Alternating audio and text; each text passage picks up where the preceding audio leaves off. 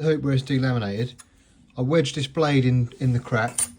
Then I've got a needle, not sure the thickness, which I flattened off, and I pushed it into the gap, squeezed as much glue in as I can, and then clamped it up and then wiped off the excess.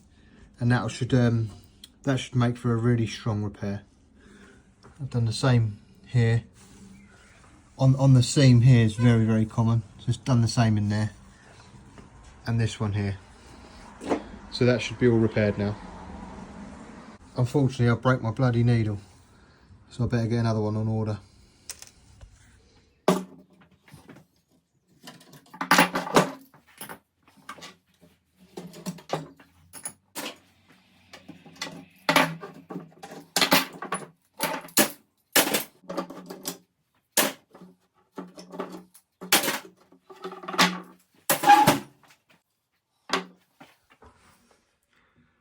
That's all now stuck back together nicely. Joins all stuck now.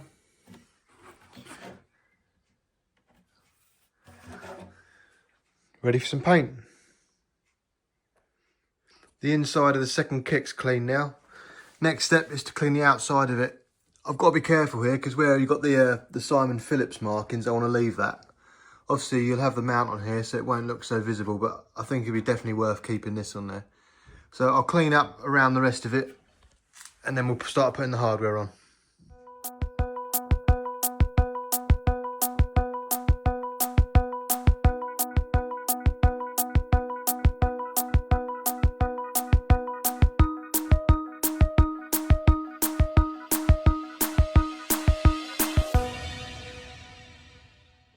I've finished cleaning the shell. The bearing edge has got a bit of a gouge out of it here. And that's not something you can iron out, so I'm going to have to fill that. And I think, from memory, there's one on the other side as well, so I'll get that done next.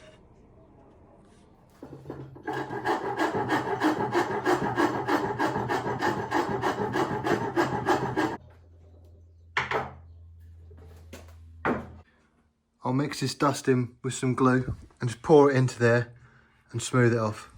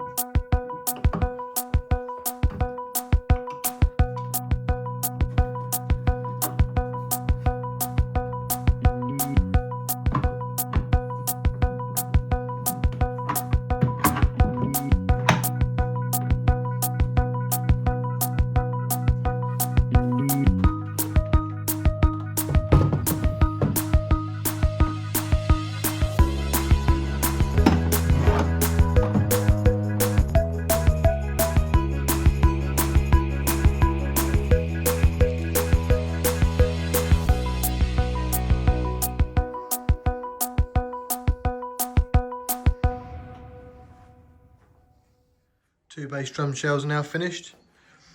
Just waiting for the hoops now to be painted and then we can stick the two drums back together.